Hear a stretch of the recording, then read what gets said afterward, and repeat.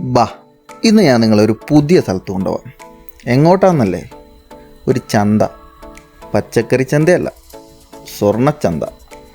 ബാ, ഇതാണ് നമ്മുടെ എത്തിസലാത്ത് മെട്രോ സ്റ്റേഷൻ. ഗ്രീൻ ലൈനിലെ ഏറ്റവും എൻഡിലുള്ള മെട്രോ സ്റ്റേഷനാട്ടോ. അങ്ങനെ നമ്മൾ മെട്രോ സ്റ്റേഷനുള്ളിലെത്തി മെട്രോയ്ക്ക് വേണ്ടി വെയിറ്റ് ചെയ്യുക. അപ്പോൾ ഞാൻ നിങ്ങളൊരു സംഭവം പരിചയപ്പെടുത്തി തരാം. ഇതെന്താണെന്നറിയോ? എല്ലായിടത്തും ഉണ്ട്. നമ്മുടെ നാട്ടിലൊക്കെ ഉണ്ട്. ഈ വഴി സൈഡിൽ ടൈലിട്ടേക്കണ പാത്തിലൊക്കെ ഇങ്ങനെ ഒരു സെപ്പറേറ്റ് ഒരു ഇത് കണ്ടിട്ടുണ്ടോ? അത് ശരിക്കും കണ്ണ് കാണില്ലാത്തവർക്ക് വേണ്ടിയുള്ള വഴിയാട്ടോ. അതെല്ലാം എല്ലാ സ്ഥലത്തും ഉണ്ട്. മെട്രോ സ്റ്റേഷനിലെല്ലാം ഉണ്ട്. ഇനി കാണുമ്പോൾ ഒന്ന് ശ്രദ്ധിച്ചേരാം കേട്ടോ. അങ്ങനെ നമ്മൾ അൽറാസ് മെട്രോ സ്റ്റേഷനിൽ വന്നിറങ്ങി. ഇതാണ് അൽറാസ് മെട്രോ സ്റ്റേഷൻ.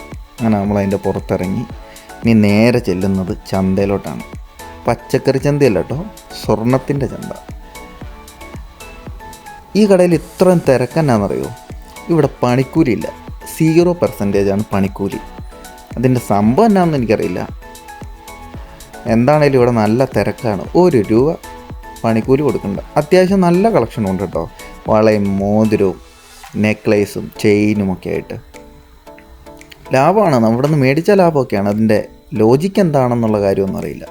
ഇപ്പോൾ ഈ ഞാൻ സഞ്ചരിക്കുന്ന ഏരിയ എന്ന് പറഞ്ഞിട്ടുണ്ടെങ്കിൽ ഗോൾഡ് സൂക്ക് എന്ന് പറഞ്ഞ സ്ഥലം. ഇവിടെ സത്യം പറഞ്ഞാൽ ഗോൾഡ് സ്ട്രീറ്റ് എന്ന് തന്നെ വേണമെങ്കിൽ പറയാം. കാരണം മൊത്തം സ്വർണ്ണക്കടകളാണ്. ഇത് കണ്ടോ, തൂക്കിയിട്ടേക്കണുണ്ടോ? 10-20 കിലോ ഉള്ള മാലയൊക്കെയാണ്. ഇതൊക്കെ ആര് മേടിച്ചിടാനാണ്? എനിക്കറിയാൻ പാടില്ല. മേടിക്കുന്നവർ കാണുമായിരിക്കും. എന്തായാലും ഇതിനകത്തുനിന്ന് ഇപ്പം ഞാൻ ചെയ്തെടുക്കണം. എന്തില്ലേ ആവട്ടെ, നാട്ടിൽ പോകുമ്പോൾ ഒരു 5-8 കിലോ മേടിച്ചിട്ട് പോവാം. ഒരു മാല നോക്കിയിട്ടേ.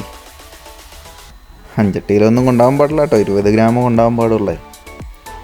ചില സമയത്തിനനുസരിച്ച് വ്യത്യാസങ്ങളുണ്ട്.